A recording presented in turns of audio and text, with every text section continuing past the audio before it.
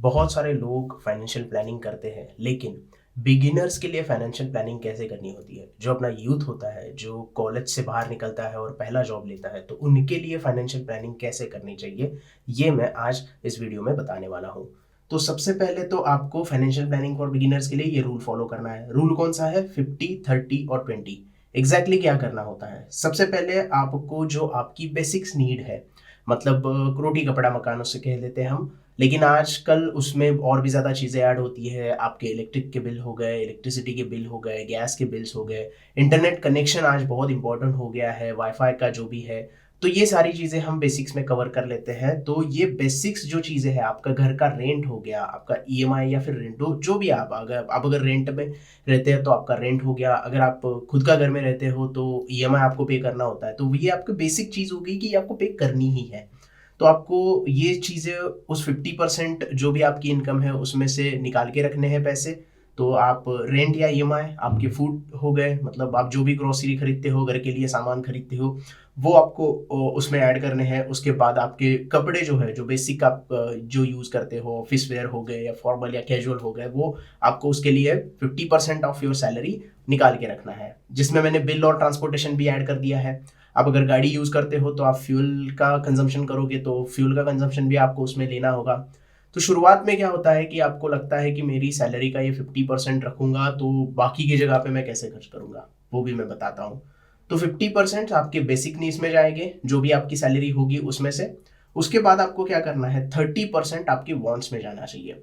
अब देखिए, यहाँ पे वॉन्ट्स और नीड्स दोनों अलग अलग चीज़ें हैं। नीड्स में क्या है कि आपको ये कंप्लीट करनी ही है, क्योंकि इसके बगैर आप, ये बेसिक थिंग है आपकी इसके बगैर तो दुनिया चल ही नहीं सकती। ना खाने बगैर तो आप कोई रह नहीं सकते। घर रहने के लिए आपको घर चाहिए, और पहनने के लिए कपड़े चाहिए, और बाकी सारी चीज़ें मैंने बोली, जो बिल्स है वो तो पे करनी ही है क्योंकि वो उसके साथ आते हैं। लेकिन वांट्स में कौन सी चीज़ें आती है? वांट्स में आती है कि आप कार लेना चाहते हो नई, या फिर नई बाइक लेना चाहते हो, कोई टेक्निकल गैजेट लेना चाहते हो, नया मोबाइल फ़ोन लेना चाहते हो, कोई वेकेशन पे जाना चाहते हो, तो उसके लिए भी एक आपका फंड वहाँ पे होना चाहिए। वो आपको कितना रखना है? आपकी सैलरी के 30% आपको वो फंड रखना है। मतलब हमने 50% सैलरी बेसिक थिंग्स के लिए रख दी, 30% सैलरी हमने रख दी यहाँ पे अपने वॉन्ट्स के लिए। अब ये वॉन्ट्स आपके ऊपर रहता है कि आपको इससे ज़्यादा ज़्यादा नहीं बढ़ाना है। मतलब क्या होता है कि बहुत सारे लोग ऐसे करते हैं कि उनका सैलरी कम होता है, लेकिन शो ऑफ करने के लिए बहुत सारी महंगी-महंगी चीज़ें ईएमआई के ऊपर खरीदते हैं, और ईएमआई बढ़ता चला जाता है, और बेसिकली क्या होगा, ईएमआई आएगा तो वो बेसिक्स में चला जाएगा, नीड्स में चला जाएगा। तो आपको वांट्स जो है वो नीड्स में नहीं लेके जाना है, आपको वांट्स से वांट्स के सेक्शन में रखना है। उसके लिए जितना आप फंड अरेंज करोगे उसमें ही आपको थोड़ा-सा मैनेज करना पड़ेगा।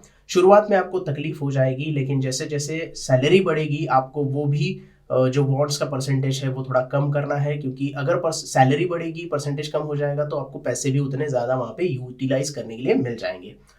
तो 50% हमने नीड्स में चला दिए, वांट्स में हमने 30% इन्वेस्ट कर दिया या फिर फंड निकाल के रख दिया। अब 80% तो हमारी सैलरी का निकल गया। अब बचे हुए 20% का क्या करना है? 20% को आपको स्ट्रिक्टली सेविंग या फिर इन्वेस्टमेंट में वहाँ पे इन्वेस्ट कर देना है, या फिर सिर्फ वो 20% फंड जो है वो इन्वेस्टमेंट या सेविंग के लिए रखना है। अब ये इन्वेस्टमेंट आप किस तरीके से कर सकते हो? आप स्टॉक्स बाय कर सकते हो, डीमैट अकाउंट ओपन कर सकते हो। अगर आप खुद एनालिसिस करते हो स्टॉक का, मार्केट खुद देखते हो, तो आप खुद स्टॉक में इन्वेस्टमेंट कर सकते हो। अगर आप ये नहीं करते, खुद से नहीं कर सकते, तो आप म्यूचुअल फंड में इन्वेस्टमेंट कर सकते हो। म्यूचुअल फंड डिफरेंट डिफरेंट के म्यूचुअल फंड आते हैं। टैक्स सेविंग का म्यूचुअल फंड आता है, इक्विटी के म्यूचुअल फंड आते हैं, डेप म्यूचुअल फंड आते हैं। तो उसमें आप इन्वेस्ट कर सकते हो थोड़ा अमाउंट उसमें से। एफडी कर सकते हो आप। जो भी आपको इनमें से कुछ भी चीज सही लगे वो आपको करनी है। रिटायरमेंट प्लान के लिए पैसे डाल सकते हो। हेल्थ इंश्योरेंस खरीद सकते हो। हेल्थ इंश्योरेंस आपको वो सेविंग नहीं होती, लेकिन आपके हेल्थ सिक्योरिटी के लिए बहुत इंपॉर्टेंट चीज होती है। तो उसमें भी आपको वहीं से इन्वेस्टमेंट करना है। थोड़ा बहुत आप इन्वेस्टमेंट प्लान कर सकते हो, लेकिन हेल्थ इंश्योरेंस लेना भी एक फाइनेंशियल प्लान की तरफ एक कदम बढ़ाना होता है, क्योंकि अगर हेल्थ अच्छी रहेगी तो ही आप कमा पाओगे और आपकी फैमिली को सिक्योर कर पाओगे। तो यहाँ पे मैंने लिखा नहीं है, लेकिन फिर भी ये इंपॉर्टेंट चीज़ है जो आपको ध्यान में देनी चाहिए। अब इसको एक एग्जाम्पल की तरीके से देखते हैं कि बेसिक सैलरी लेंगे हम यहाँ पे, जो कि आजकल 20,000 बेसिक सैलरी तो हो ही जाती है। तो 20,000 सैलरी का एग्जाम्पल लेंगे, और किस तरीके से हमें यहाँ पे जो अपने फंड है वो अरेंज करने हैं इस फॉर्मूले में, वो भी देखेंगे। तो सबसे पहले हम बेसिक सैलरी लेते हैं, मान लो 20,000 रुपये आजकल बेसिक सैलरी होती है, बेसिक सैलरी 20,000 रुपये पकड़ लेते हैं। तो हमें क्या करना है, 50% जो है वो हमें नीड्स में लेके जाने हैं, जो फंड है नीड्स के लिए अरेंज करके रखने हैं। तो हमारे 10,000 रुपये निकल गए नीड्स में, जो कि हम ईएमआई होगा हमारा या फिर रेंट होगा।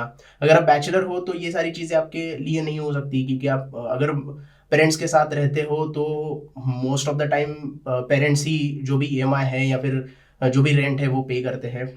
लेकिन जो लोग बैचलर्स हैं लेकिन बाहर की सिटी में रहते हैं तो वो लोग रेंट इसमें ऐड कर सकते हैं। उसके बाद जो भी आपके फूड आइटम्स है या क्लोथ्स है उसमें आपके लिए वो 10,000 रुपये आपने निकाल के रख दिए। उसके बाद 30% ऑफ योर सैलरी, मतलब 20,000 के 30% कितने हो गए, 6,000 रुपये आप आपके वॉन्ट्स के लिए यूज कर सकते हो।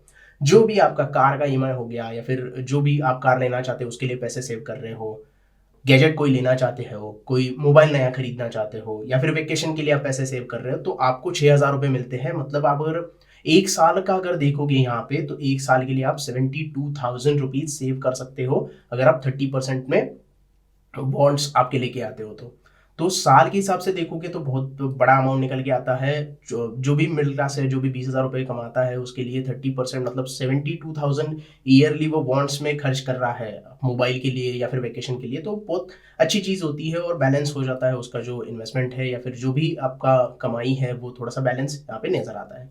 अब 20% बच गए, बचे 20% मतलब कितने, 4,000 रुपये।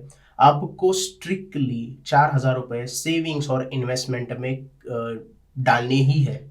आपका जो फंड है 4,000 रुपये वो आपको सिर्फ उसके लिए रखना ही है। आप उसमें से स्टॉक ले लो, हर महीने थोड़े थोड़े स्टॉक ले लो, कोई दिक्कत नहीं है। हर महीने 1,000-2,000 की एसआईपी कर लो, कोई दिक्कत नहीं है। म्यूचुअल फंड, जैसे मैंने बताया म्यूचुअल फंड ले लो, वन टाइम इन्वेस्टमेंट करो, 4,000-4,000 रुपये हर महीने का डाल सकते हो या 1,000-1,000 रुपये कर सकते हो, वो आपके ऊपर डिपेंड है। लेकिन आपको आपकी सैलरी का 20% जो है वो हमेशा सेविंग्स में डालना ही है।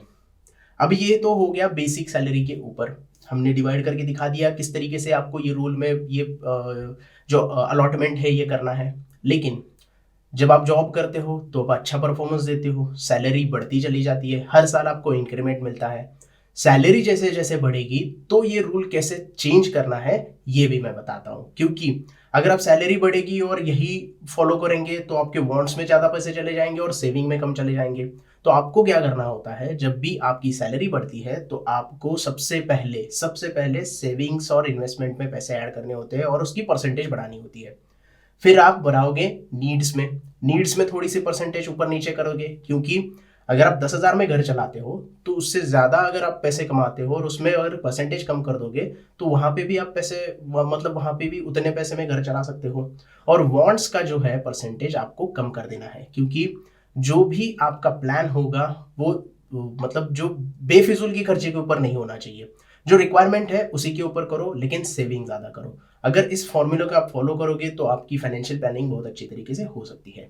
तो अब हम देखेंगे कि किस तरीके से सैलरी बढ़ने के बाद हमें यहाँ पे दिखाई देता है कि हमें किस तरीके से परसेंटेज निकल के आते हैं। तो सबसे पहले हम क्या करेंगे, सैलरी आपकी 50,000 रुपये तक पहुंच गई है, ऐसा हम एज्यूम करते हैं यहाँ पे। तो आपको यहाँ पे क्या करना है, शुरुआत करनी है सेविंग से। सेविंग में आप क्या करोगे, 40-50% आप सेविंग में डालोगे। यहाँ पे मैं थोड़ा ज़्यादा बोल रहा हूँ, 40% तक रख सकते हो अगर आपको आपकी सैलरी थोड़ी ऊपर नीचे है तो, लेकिन 40-50% आपको सेविंग में डालना है, स्टॉक्स में इन्वेस्ट करना है, म्यूचुअल फंड में इन्वेस्ट करना है, या फिर रिटायरमेंट प्लान के लिए जो भी हमने डिस्कस किया था वहाँ पे आप 40 या 50% आपकी सैलरी में से इन्वेस्ट कर सकते हो। वो कितना हो गया, 20,000 से लेके 25,000 रुपये, मतलब आपकी सैलरी के 40% हो गए 20,000 रुपये, 50% हो गए 25,000 रुपीज़। तो उसमें आपको सेविंग और इन्वेस्टमेंट में डालना है। उसके बाद आपको बेसिक नीड्स जो है वो थोड़ी सी कम करनी है। आप 35 से 40% तक बेसिक नीड रख सकते हो, क्योंकि अगर आप पहले 10,000 रुपये में घर चला सकते थे या फिर आप 10,000 में मैनेज कर सकते थे तो वो 17 या 20,000 में मैनेज कर ही सकते हो, क्योंकि पैसे आपको ज़्यादा मिल रहे हैं। अगर आप 35% रखते हो तो 17,500 मिलेंगे, अगर आप 40% रखते हो तो 20,000 रुपये मिलेंगे। तो जो आदमी 10,000 में घर चला सकता है वो उसको 20,000 मिल रहे हैं घर चलाने के लिए या फिर बेसिक नीड्स के लिए, वो तो 20,000 में कर ही देगा। तो ये आपको करना है और थोड़ा सा यहाँ पे आपको परसेंटेज इसमें कम कर देना है। आखिर में बचता है बॉन्ड्स आपको लेके आने हैं सीधे 30% से 15 या 20% तक। वो मैंने रेंज इसलिए दी है क्योंकि एग्जैक्ट हम कभी कभी कर नहीं पाते, इसकी वजह से मैंने ये रेंज में दिया है। पहले जो हमने किया था वो आपको स्ट्रिक्टली रेंज में नहीं दिया था, एग्जैक्टली उतने पैसे ही आपको करने हैं क्योंकि आप शुरुआत कर रहे हो। लेकिन जैसे जैसे आपकी सैलरी बढ़ेगी आपको ये रेंज लेनी है और उस रेंज में आपको ऊपर नीचे आप थोड़ा सा कर सकते हो। तो वॉन्ट्स में आपको रखने हैं 15 से 20% सिर्फ। जो भी वॉन्ट्स हमने डिस्कस किए, कार या बाइक लेना चाहते हो, उन्हें मोबाइल्स लेना चाहते हो, कोई और गैजेट लेना चाहते हो या फिर वेकेशन के लिए जाना चाहते हो, तो उसके लिए आपको उतने पैसे वहाँ पे अलॉट करने हैं। अब पहले हम देखते थे कि 6,000 रुपये मिल रहे हैं हमें क्योंकि हमारी सैलरी कम थी, इसीलिए हमने 30% यहाँ पे रखा था जो भी अलॉटमेंट है। लेकिन अब हमें कितने मिल रहे हैं, 7.5 से लेके 10,000 रुपये तक वेकेशन या फिर जो भी आपके बॉन्ड्स है उसमें पैसे मिल रहे हैं। तो जो बंदा 6,000 में ये सारी चीज़ें मैनेज कर पाता था उसको 10,000 रुपये मिल रहे हैं भाई। मतलब आप अगर साल का देखोगे तो 1,20,000 रुपये उसको मिल रहे हैं, तो वो तो उसमें मैनेज कर ही लेगा, उससे तो ज़्यादा पैसे उसको मिल रहे हैं। तो इस तरीके की अगर आप प्लानिंग करोगे तो आप एक सक्सेसफुल इन्वेस्टर या फिर फाइनेंशियल प्लानिंग जो होगी आप अच्छे तरीके से कर सकोगे, और आगे जाके आपकी इन्वेस्टमेंट और जो सेविंग्स है वो अच्छी तरीके से अगर हो जाएगी तो ये आपको एक लीड करती है फाइनेंशियल फ्रीडम की तरफ। तो इस तरीके से जो भी बिगिनर्स है, जो भी यंगस्टर्स है, ये अगर करेंगे प्लानिंग तो उनके लिए बहुत अच्छा तरीका है। ये रूल अगर वो फॉलो करते हैं तो आप उसमें इन्वेस्टमेंट अच्छी तरीके से कर सकते हो और आपका जो भी बेसिक नीड्स है या वांट्स है उसमें अलॉटमेंट करके आपका जो सैलरी का जो पोर्टफोलियो है इस तरीके से मैनेज कर सकते हैं। So that's it for today. I hope आपको वीडियो अच्छे से समझ में आ गया होगा। जो भी रूल्स मैंने बताया वो आपको समझ में आ गए होंगे, ऐसे मैं आशा करता हूँ। और अगर वीडियो आपको अच्छा लगा हो तो प्लीज़ लाइक कीजिएगा, अपने दोस्तों के साथ ये वीडियो ज़्यादा से ज़्यादा शेयर कीजिएगा और हमारे चैनल को भी ज़रूर सब्सक्राइब कीजिएगा। धन्यवाद।